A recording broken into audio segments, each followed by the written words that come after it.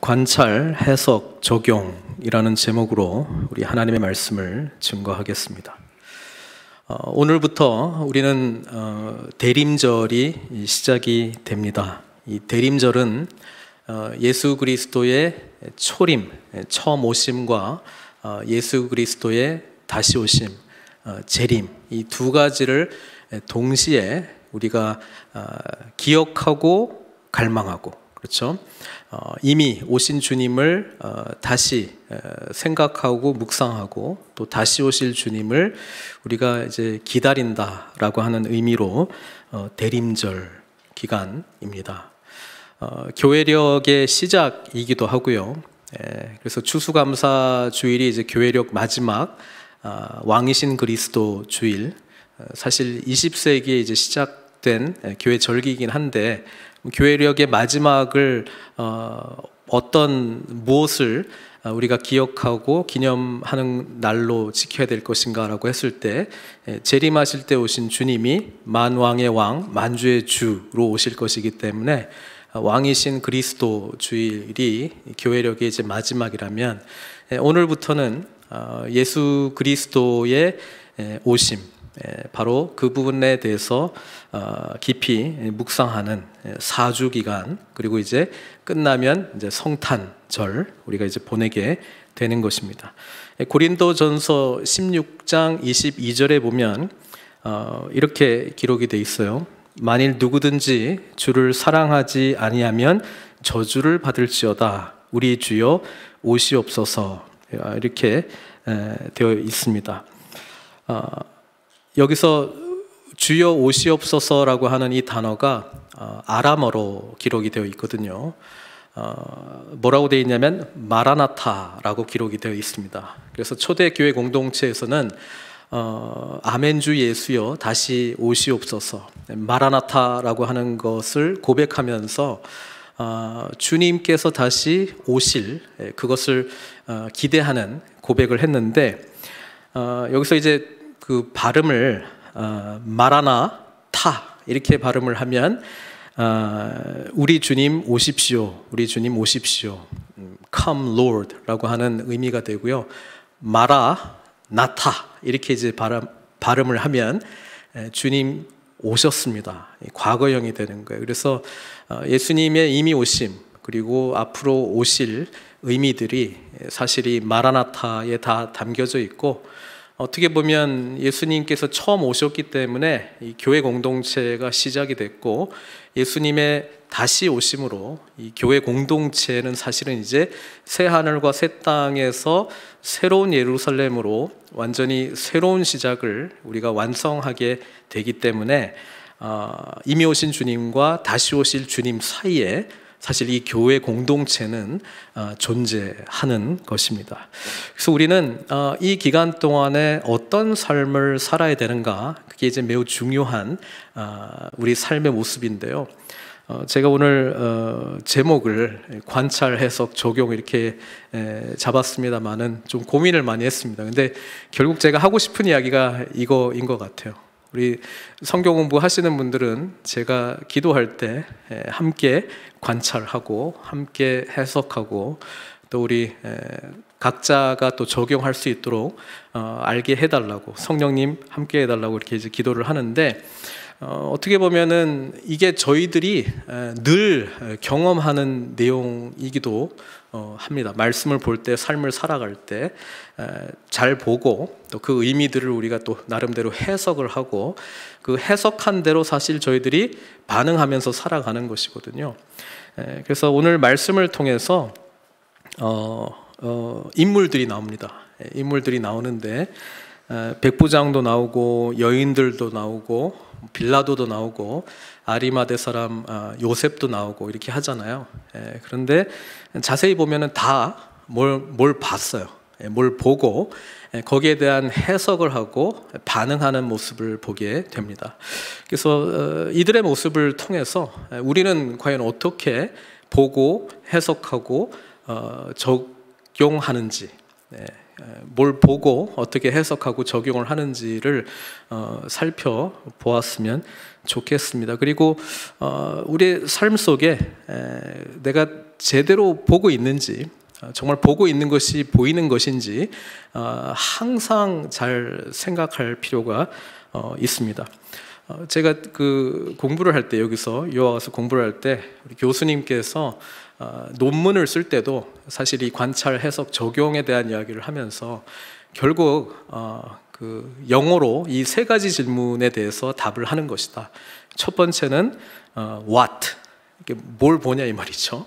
뭐가 관심 있는 주제고 뭐에 대해서 지금 보고 있느냐.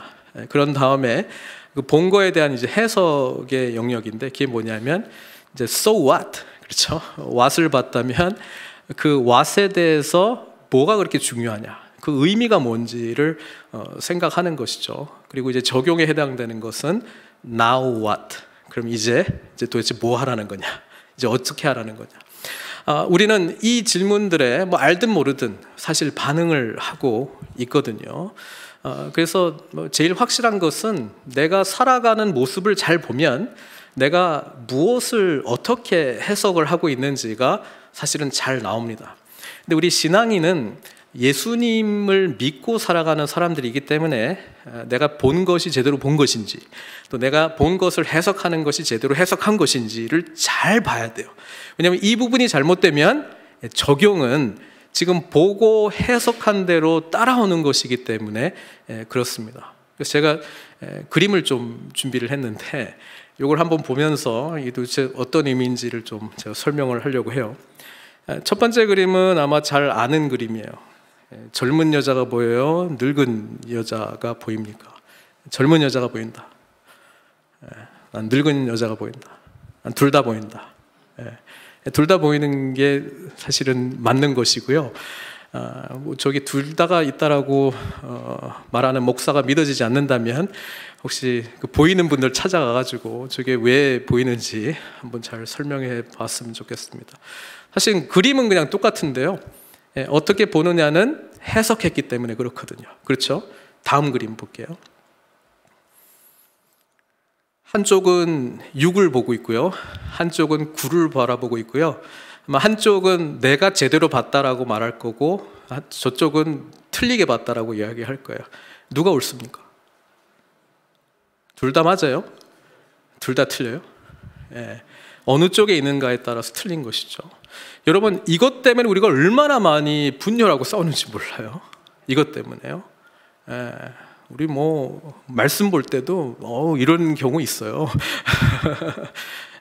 어느 쪽에 있느냐, 뭘 바라보느냐 다 맞잖아요. 그런데 얼마든지 틀릴 수 있다는 거예요. 다음 그림은 어때요? 한 사람은 무인도에 있어요. 저쪽에서 배가 오잖아요. 나는 살았다, 배다, 보트다 이렇게 말하고 있고요. 한 사람은 지금 표류하고 있는 사람이잖아요. 무인도를 바라보면서 랜드, 땅이다 이렇게 하고 있어요. 이런 모습으로 혹시 구원의 감격을 경험하신 적이 있습니까? 뭐가 맞는지는 봤다고 그게 맞는 것이 아니죠. 마지막 그림은 제가 한번 보여드린 적이 있어요. 요걸 이제 잘 보시고 이제 맞는 그림이냐 틀린 그림이냐, 뭐가 문제가 있느냐라고 이야기했을 때 뭐 여러 가지 이야기들이 나올 수 있습니다. 뭐 제일 일반적인 거는 굉장히 미련한 일을 하고 있는 것이죠.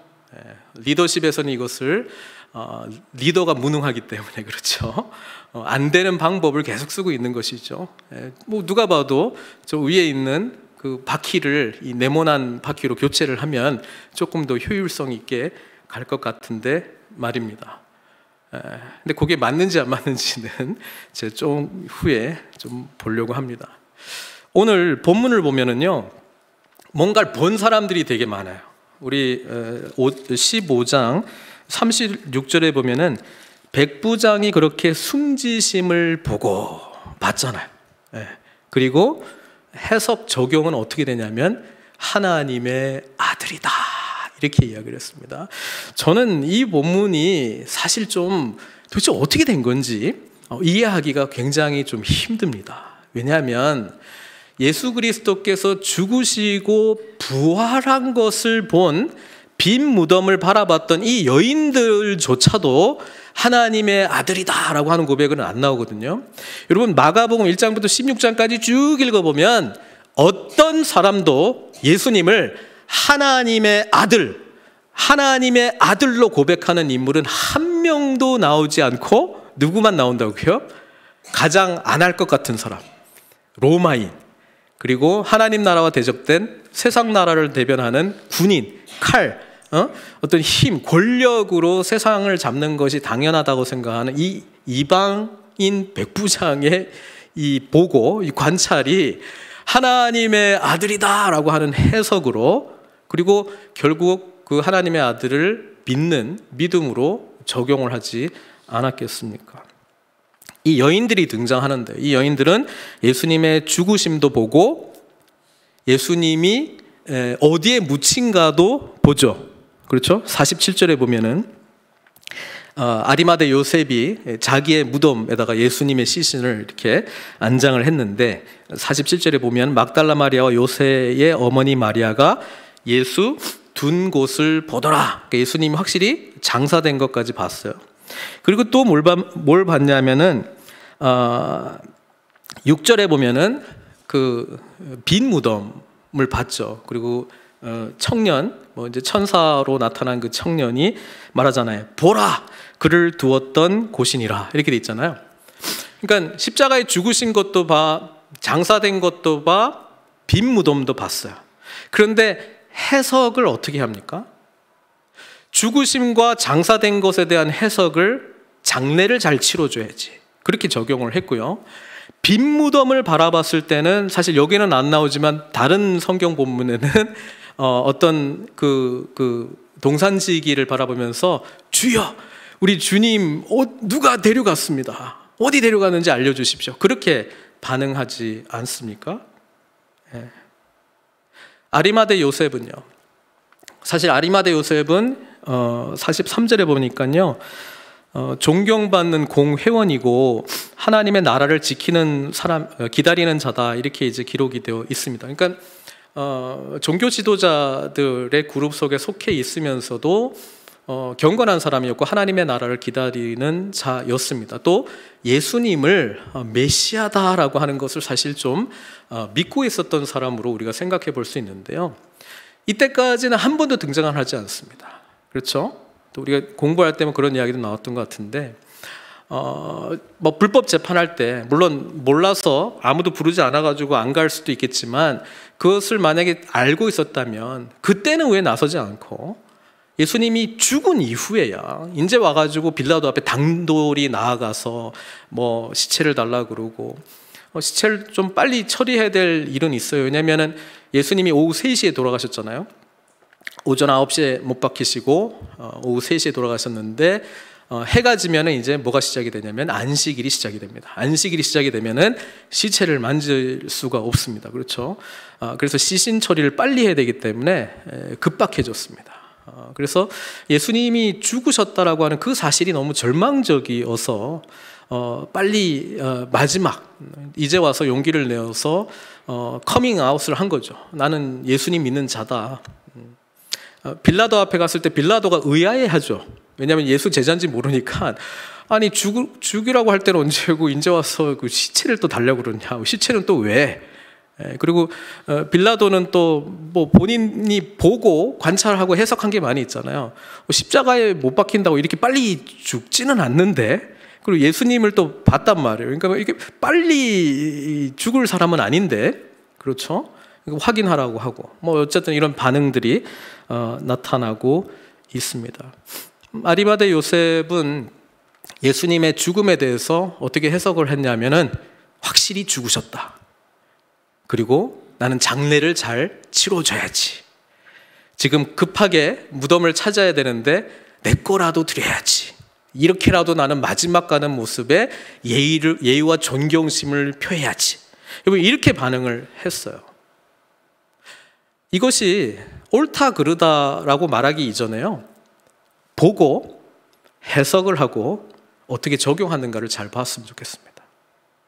여러분, 우리 하나님께서는 어떻게 반응을 하기를 원했을까? 안 알려준 것도 아니고 알려줬어요. 그렇죠? 어떻게 알려줬어요? 제자들에게 3번에 걸쳐서 공식적으로 말했죠. 뭐라고 이야기했습니까? 나는 고난을 받고 죽고 사흘 후에 살아날 것이다. 그렇죠. 여기에 나오는 초창기 멤버, 여기 여인들 보세요. 40절에 보니까 멀리서 바라보는 여인들이에요. 뭘 바라보냐? 와, 주님 확실히 죽었구나. 그렇죠?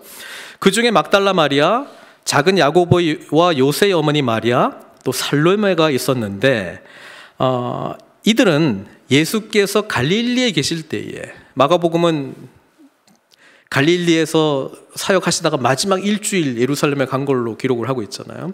그러니까 초창기 멤버예요. 초창기 멤버. 예수님의 사역 초창기부터 갈릴리에서 함께 했고, 예수님의 모든 일거수일투족, 가르치시는 거, 표정, 뭐 옆에서 음식으로도 공개했을 거 아니에요. 드셨던 거, 말씀에 대한 해석들, 기적들 다 봤어요.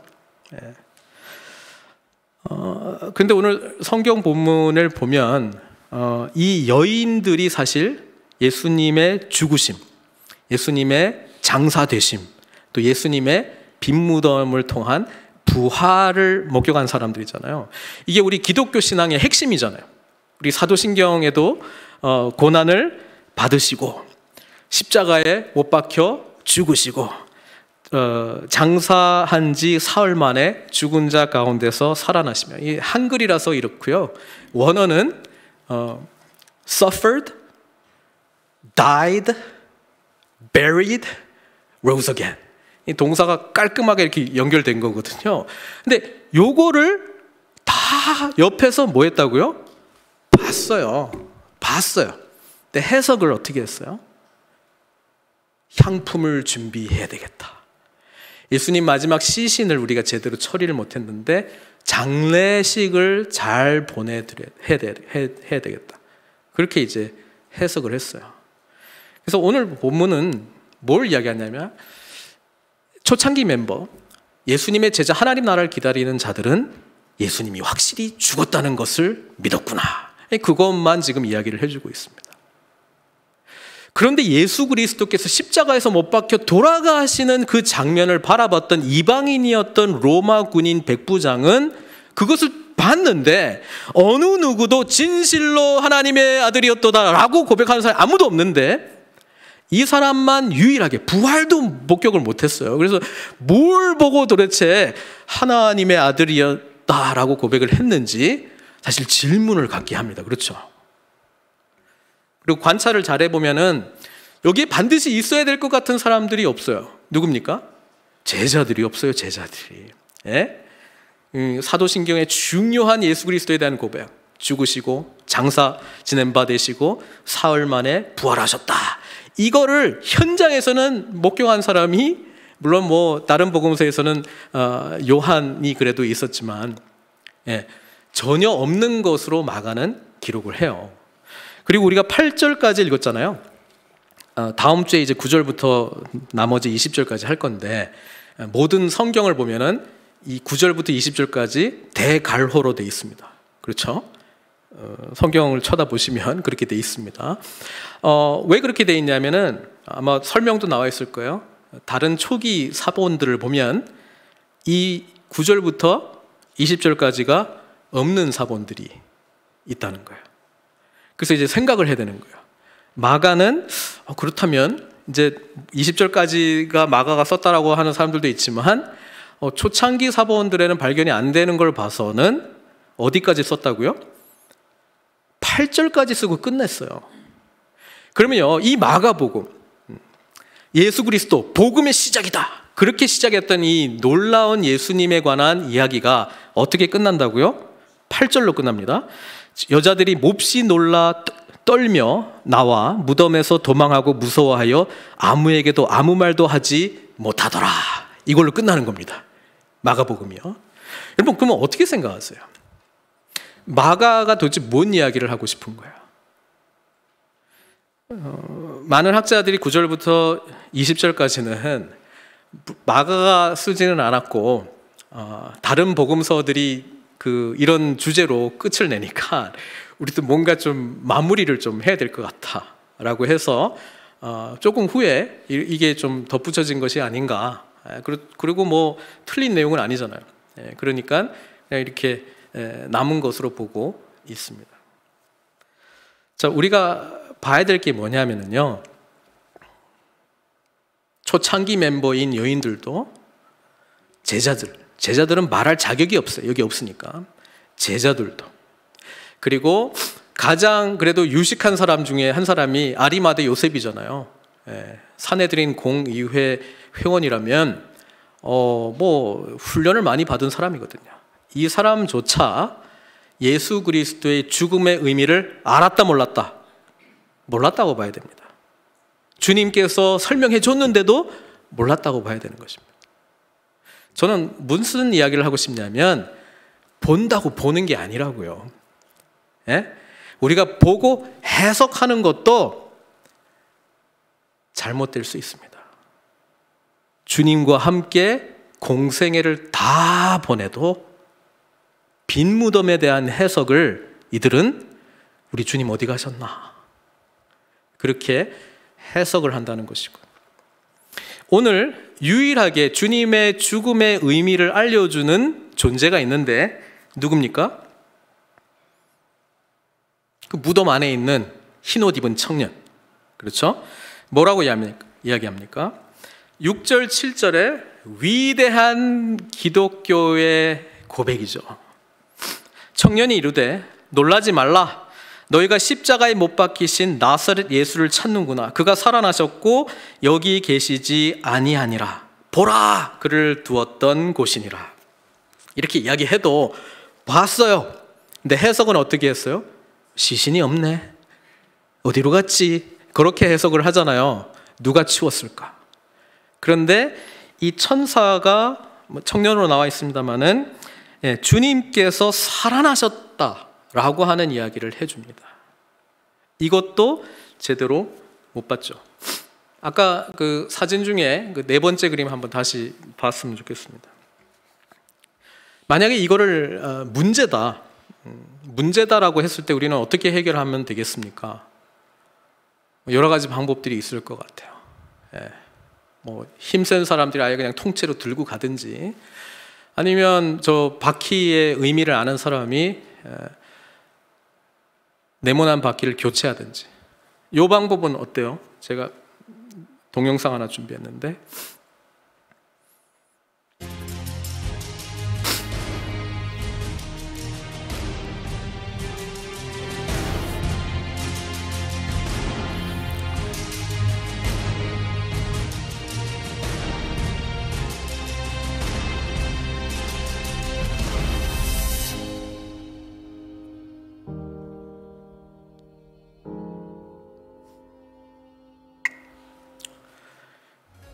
땅 모양만 바뀌어도 네모난 바퀴는 잘 굴러갑니다.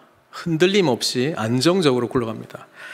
여러분, 우리 하나님께서요, 산을 평지를 골짜기로 만들어 주시겠다고 약속하신 내용들 혹시 기억하십니까? 우리 인간은요, 항상 보는 거를 내가 잘 해석했기 때문에 내가 제일 잘한 적용으로 살아간다라고 생각을 하는데, 우리가 깨달아야 될 게 뭐냐면, 내가 본 거를 아무리 잘 관찰해도 우리의 경험, 그렇죠? 나의 상식, 그것을 벗어날 수가 없습니다. 사실 너무 힘들어요. 너무 힘들어요. 성경이 지금 말해주고 있는 내용이 뭐냐면, 백부장은 뭐야 도대체? 나머지 사람들 그래도 제일 많이 잘 해석할 것 같은데 전혀 해석을 못합니다. 오직 이 흰옷 입은 청년이 알려줄 때만, 보여줄 때만 우리 인간은 사실은 그걸 기초로 해서 해석할 수 있을 뿐입니다. 그렇죠?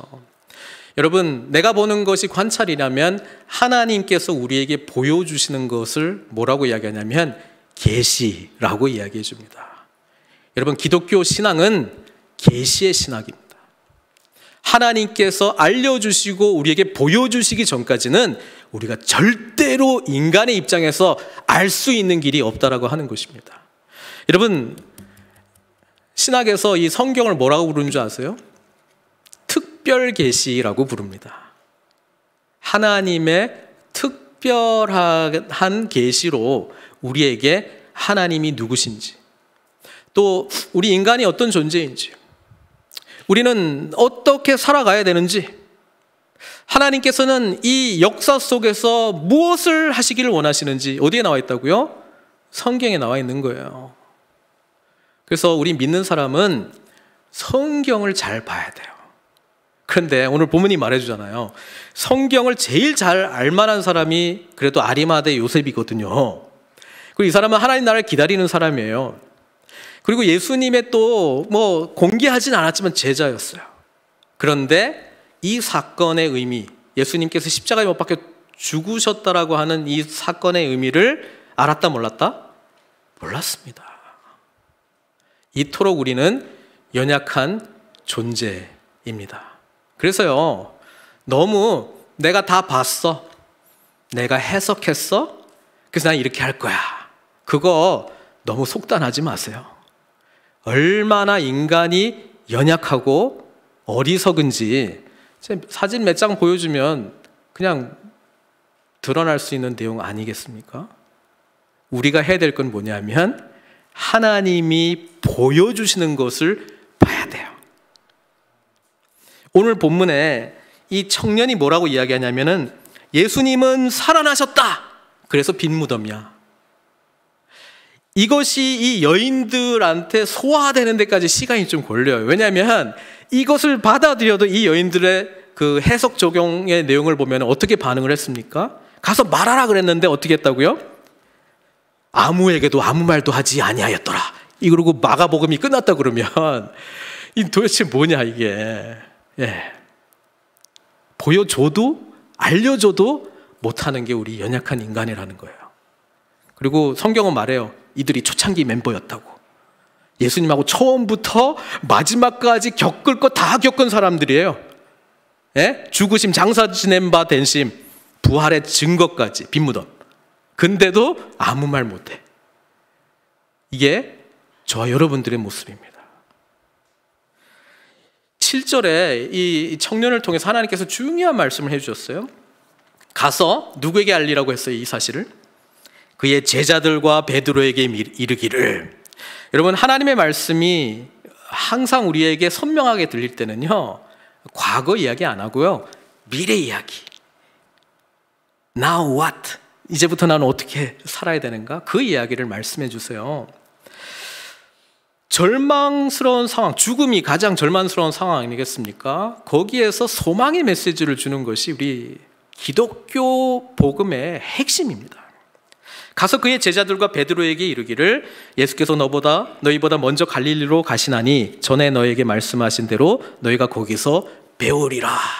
본다라고 하는 내용이 굉장히 많이 나왔는데 주님의 말씀이 들릴 때에 보이리라, 보여줄 것이다. 미래형, 소망으로 말씀해 주시고요. 또 여기 재미있는 내용인데 제자들에게 이르기를, 만약에 이렇게 이 청년이 하나님의 말씀을 전해드렸다면 우리가 이런 상상을 할 수 있어요. 이 여인들이 지금은 무서워서 아무 말 안 하지만 결국 제자들을 찾아가잖아요. 제자들이 이제 모여 있는데 이 여인들이 말했어요. 우리가 빈 무덤을 봤다. 그리고 어떤 그 흰옷 입은 청년이 말했다. 예수님이 살아나셔가지고 빈 무덤이라고. 그리고 예수님이 갈릴리에 가서 기다린다고 이야기하니까 가서 예수님 만나라고 이렇게 전하라고 했다. 너희 제자들한테. 그때 누가 안 갈까요? 베드로 안 갑니다. 베드로가 한 게 있잖아요. 예수님 3번 부인했고요. 저주하고 맹세하면서 난 모른다 이야기했습니다. 그 제자 그룹에 베드로가 끼어 있을 때 이 이야기를 들었을 때 베드로는 어떻게 해석을 했을까요? 나는 자격이 없어. 난 제자도 아니야. 나는 갈릴리 안 가. 이렇게까지 고백 안 할지언정 혼자는 알고 있잖아요. 너희들 먼저 가. 그리고 아마 딴 데 갔을지도 몰라요. 그렇죠? 베드로는요, 자기가 했던 일을 해석을 했어요. 자기 연민에 빠져 있었을 거예요. 부활하실 줄 알았으면 왜 그랬을까? 나는 정말 인간도 아니야. 주님께서 나를 얼마나 사랑했는데. 내가 했던 말도 있잖아요. 뭐 다 주를 버릴지언정 난 안 버릴 거라고. 자기가 저주하고 맹세하면서 3번이나. 이 여인들이 이 이야기를 전했을 때 제자들과 누구에게? 베드로에게. 정말 내 이름 말했어? 나 말했어? 베드로에게 말했어. 확실하게 말했어. 정말 베드로야? 진짜? 확인하고 확인했을 것 같아요. 이 이야기를 전했다 그랬어요. 시몬이라고 안 불렀고 별명을 불렀어? 베드로? 베드로라고 불렀다고. 제자들하고 베드로, 갈릴리로 오라고 말했다고. 이 이야기를 전해들은 베드로는 자기가 이때까지 생각했던 해석을 바꾸겠죠. 신앙생활은 끊임없이 나의 해석을 내려놓고 하나님의 해석을 찾는 것이라고 생각합니다. 내가 바라보는 것을 보는 것이 아니라 하나님이 보여주시는 것을 보는 것입니다. 그럴 때 우리는 제대로 적용할 수 있어요. 적용은 뭘까요? 말씀하신 대로 순종하는 게 적용입니다. 여러분, 말씀하시는 대로 깨달아졌다면, 보여주셨다면 우리의 반응은 한 가지밖에 없어요. 아멘, 할렐루야, 순종하겠나이다. 주의 종이 듣겠나이다. 그거 하는 거거든요. 여러분, 이게 안 되면 관찰이 잘 안 되는 거고요. 관찰이 잘 안 되면 해석도 자연적으로 잘 안 되는 것이죠. 그래서 예수님께서 부활하시고 제자들에게 나타나셨는데도 봤잖아요. 뭐 어떻게 반응을 해야 될지 몰라요. 해석이 안 되니까. 그러니까 적용도 없죠. 부활 본문들을 보면은요, 뭔가 좀 우울해요. 저는 요한복음의 그 부활 본문이 제일 이상했어요. 처음에는요. 예수님이 부활하셨거든요. 근데 베드로가 뭐해요? 수제자. 나는 고기나 잡으러 갈란다. 나도 갈래. 고기 잡으러 가. 이건 뭐지? 끊임없이 보고 해석하고 적용을 해요. 우리는 웃지만 본인은 아마 심각했을지도 몰라요. 이거라도 해야 되겠다. 사랑하는 성도 여러분, 우리 주님께서 부활하셔서 엠마오로 가는 두 제자, 이들은 예루살렘에 있었던 사건을 보고 들었어요. 그리고 해석했어요. 그리고 적용했어요. 적용이 뭔지 아세요? 예루살렘 떠나자. 뭘 위해서? 목적도 없어, 방향도 없어. 하여튼 예루살렘을 떠나자. 이들 가운데 누가 찾아오셔요? 부활하신 주님께서 찾아오십니다. 어떤 일이 일어나느냐? 뭐 설명을 합니다. 우리는 메시아가 될 분을 알고 그를 따랐는데 죽었어요. 죽었대요. 우리 주님께서 어떻게 하십니까? 누가복음 24장 25절 27절 말씀입니다. 이르시되 미련하고 선지자들이 말한 모든 것을 마음에 더디 믿는 자들이여, 하나님의 특별 계시인 말씀을 미련하게 믿지 못하는 자들이여, 그리스도가 이런 고난을 받고 자기의 영광에 들어가야 할 것이 아니냐 하시고, 이에 모세와 모든 선지자의 글로 시작하여 모든 성경에 쓴 바 자기에 관한 것을 자세히 설명하시니라. 이 제자들이 성경을 안 읽은 사람들이 아니에요. 알고 있었다고요. 관찰했다고요. 읽었다고요. 근데 해석이 안 돼. 해석은 자기 나름대로 했어요. 그래서 적용까지 한 게 뭐냐면, 아닌가 봐. 예루살렘 떠나자. 주님께서 깨닫게 해주셔야 됩니다. 주님께서 해석해 주셔야 됩니다. 우리 부활하신 주님께서 제자들에게도 나타나십니다. 누가복음 24장 44절에서 45절. 그리고 뭐 하십니까? 또 이르시되 내가 너희와 함께 있을 때에 너희에게 말한 바, 안 말한 게 아니에요. 알려줬었어요. 이들이 안 들어서 그렇지. 해석을 받아들이지 않아서 그렇지. 자기가 보고 싶은 거 보고 자기가 해석한 대로 해석하고 자기가 해석한 대로 살아서 그렇지. 주님이 말씀 안 하신 게 아니라고요.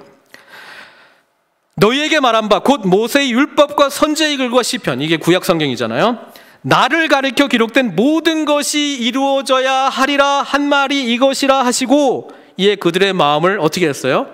열어 성경을 깨닫게 하시고. 여러분, 성경책이 앞에 있고 내가 읽는다고 읽는 게 아닐 수가 있어요. 하나님께서 우리의 마음을 열어주셔야 돼. 그래서 우리가 해야 될 중요한 기도의 내용은 뭐냐면, 하나님 내가 봤어요. 내가 해석했어요. 그래서 이렇게 적용해야 되는데 주님 도와주십시오. 이 기도 하시면 안 돼요. 예? 하나님 내가 봤는데요. 해석은 이렇게 제가 해석이 돼요. 그래서 하나님 이렇게 해결해 주셔야 돼요. 그렇게 기도하시면 안 되고요. 내가 보고 있는 게 하나님께서 보여주시는 것입니까? 내가 이해하고 해석한 것이 하나님께서 알려주시길 원하시는 것입니까? 알려달라고 기도하시고 그래야 순종할 수 있어요. 그렇죠. 그래서 사도 바울이 에베소서에 보면, 에베소 교회 성도들뿐 아니라 에베소서를 읽는 모든 사람들한테 이 놀라운 교리를 말해주면서 이런 기도하잖아요. 에베소서 1장 17절에서 19절인데 우리 항상 이 기도해야 돼요. 우리 주 예수 그리스도의 하나님 영광의 아버지께서 지혜와 계시의 영을 너희에게 주사 하나님을 알게 하시고 너희 마음의 눈을 밝히사 그의 부르심의 소망이 무엇이며 성도 안에서 그 기업의 영광의 풍성함이 무엇이며 그의 힘의 위력으로 역사하심을 따라 믿는 우리에게 베푸신 능력의 지극히 크심이 어떠한 것을 너희로 알게 하시기를 원하노라. 이 기도하고 있잖아요. 간단하게 정리하면 하나님께서 보여주신 것을 보고 하나님의 뜻으로 이 모든 바라보고 있는 것들을 해석하고 하나님의 뜻대로 순종하라는 말씀이죠. 그래서 이 기도를 항상 해야 되는 거예요. 말씀 볼 때도 하셔야 되고 오늘을 살아갈 때도 하셔야 됩니다. 하나님, 제 눈에 보여지는 것이 제가 보고 있는 것이 맞습니까? 아니면 하나님께서 새로운 상황으로 이것을 보시길 원하십니까? 하나님, 제가 해석한 것이 이거고 제가 이해한 것이 이건데 이렇게 하려고 합니다. 주님, 이 해석이 옳습니까? 맞습니까? 주님의 뜻이 무엇입니까? 알려주십시오. 보여주십시오. 깨닫게 해주십시오. 그리고 그 뜻이 분명하면 순종하겠습니다. 이렇게 나가는 거죠. 보통 우리가 순종하는 못하는 이유가 뭔지 아세요? 내가 보고 해석한 거라 하나님이 알려주시려고 한 거를 우리는 안 듣든지 들리긴 했는데 좀 아닌 것 같아. 내 해석이 나올 때까지 하나님 좀 바꿔서 해석을 해주세요 하시든지 뭐 이렇게 이제 하는 것이죠. 요한복음에 보면 9장에 날 때부터 맹인이었던 사람을 이제 치유하는 내용이 나오잖아요. 그리고 이것을 가지고 종교 지도자들과 나누는 대화들이 있어요. 그 대화의 내용을 보면 이렇게 돼 있죠. 요한복음 9장 39절에서 41절 말씀입니다. 예수께서 이르시되 내가 심판하러 이 세상에 왔으니 보지 못하는 자들은 보게 하고 보는 자들은 맹인이 되게 하려 함이라 하시니, 바리새인 중에 예수와 함께 있던 자들이 이 말씀을 듣고 이르되 우리도 맹인인가? 예수께서 이르시되 너희가 맹인이 되었다면 죄가 없으려니와 본다고 하니 너희 죄가 그대로 있느니라. 이들의 죄가 뭔지 아세요? 자신들의 관찰한 것을 자신들의 해석으로 붙들고 하나님께서 보여주시는 것을 거부하고 하나님의 뜻을 거부한 자들이기 때문에 죄인입니다. 왜냐하면 우리의 삶의 주인이 하나님이시면 하나님께서 보여주시는 대로 하나님께서 말씀하신 대로 살아가는 것이 예수 그리스도를 구주로 고백한 자의 삶이잖아요. 근데 내가 주인 행세하고 하나님의 해석 뜻 이것보다는 내 해석, 내 뜻 그거 잡고 있는 사람이 첫 번째 사람 아담이 범죄했던 그 죄의 뿌리 아니겠습니까? 사랑하는 성도 여러분, 우리 삶의 진정한 주님이신 주님께서 오셨고 오실 것입니다. 우리는 이 대림절 기간 동안에 이미 오신 주님, 앞으로 오실 주님을 나의 삶의 진정한 주인으로 바라보시면서 내가 보고 이해하는 것도 있지만 늘 하나님께서 보여주시는 것을 보게 해달라고, 하나님께서 깨닫게 해주시는 것을 이해할 수 있도록 여러분 이거 붙들고 기도하시고요. 그리고 선명해질 때에 순종으로 우리 하나님께 영광 돌리시는 저 여러분들 되시길 주님의 이름으로 축원드립니다. 우리 같이 기도했으면 좋겠습니다.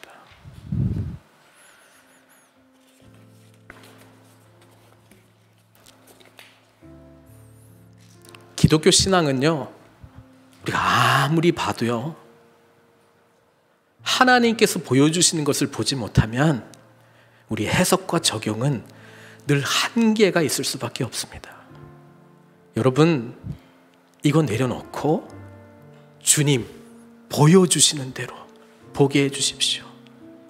주님께서 이 상황과 나의 모습을, 주변의 이 상황들을 볼 수 있도록, 해석할 수 있도록 진리 대신 성령님의 그 총명함을, 지혜를 허락해 주십시오. 그리고 그것을 붙들고 주님 앞에 순종함으로 반응할 수 있는 자가 되게 해 주십시오. 여러분, 이 기도 우리 하나님께 올리도록 하겠습니다. 함께 기도하시겠습니다. 아버지 하나님, 저희들은 연약합니다. 저희들은 부족합니다. 하나님의 뜻이 필요합니다. 하나님의 은혜가 필요합니다. 주님, 우리의 눈을 열어서 하나님께서 보여주신 것을 붙들고 나아가는 자들이 되게 해주십시오. 하나님 아버지, 주님께서 깨닫게 해주시는 대로 순종하며 나아갈 수 있는 그런 자들이 되게 해주십시오. 아버지 하나님, 오늘 본문은 분명하게 말합니다. 주님과 함께 모든 것을 본 자들도 주님께서 깨닫게 해주시는 마음이 없다면, 주님께서 아버지 하나님 우리로 하여금 주님의 마음을 알려주시지 않는다면 어느 누구도 우리 주님 앞에 나아갈 수 없습니다. 연약하지만 주님을 더욱더 붙들게, 주님을 온전히 바라보게, 하나님의 뜻대로 순종함으로 영광 돌리는 저희들의 복된 삶이 될 수 있도록 축복하여 주시옵기를 간절히 원합니다. 혹시 아버지 하나님, 내가 내 입장에서, 나의 관점에서 바라보는 것 때문에 다 틀렸다라고 말하는 것이 있습니까? 내가 거부하고 있는 하나님께서 보여주시고자 하는 것들을 거부하고 있습니까? 주여, 부드러운 마음을 허락해 주십시오. 주님 앞에 모든 것 내려놓고 하나님 앞에 온전히 나아갈 수 있도록 주여 은총 베풀어 주십시오. 오직 주님의 뜻이 나의 뜻이 되게 해주시고 주님 앞에 순종함으로 반응할 수 있도록 우리의 삶을 축복해 주시옵소서. 하나님 아버지, 주님께서는 오늘 본문의 말씀을 통해서 초창기 멤버일지라도, 심지어 공생의 기간 예수님의 참된 제자일지언정 주님께서 깨닫게 해주시고 보여주시지 않으면 그들은 잘못 바라보고 고로 잘못 해석하고 잘못 적용하고 있는 모습을 보게 됩니다. 주님께서 우리에게 소망을 주십니다. 이 이방인이었던 이 백부장조차 주님의 죽으심, 부활도 보지 못했는데 어떻게 하나님의 아들로 고백할 수 있습니까? 아버지 하나님, 이것은 주님께서 주신 특별한 은혜인 줄 믿습니다. 우리에게 이 은혜를 베풀어 주십시오. 자격도 없는데 아버지 하나님, 우리의 이름을 불러주셔서 회복시켜 주십시오. 우리는 볼 수 없는데 우리의 눈을 열어서, 마음을 열어서 볼 수 있게 해주십시오. 우리는 제대로 보지 못하고 내 수준에서, 내 경험 안에서 해석할 수밖에 없는데 하나님의 뜻을 선명하게 할 수 있는 은혜를 베풀어 주십시오. 그래서 주님 뜻대로 순종함으로 하나님께 영광 돌릴 수 있도록, 우리의 삶 주님께 온전히 맡길 수 있도록 이 굳건한 믿음 허락하여 주시옵소서. 부활하시고 승천하시고 다시 오실 주님과 함께 이 대림절 기간 우리의 참된 삶의 주인이신 주님 앞에 온전히 나아갑니다. 주여 받아주시옵소서. 예수 그리스도의 이름으로 기도드리옵나이다.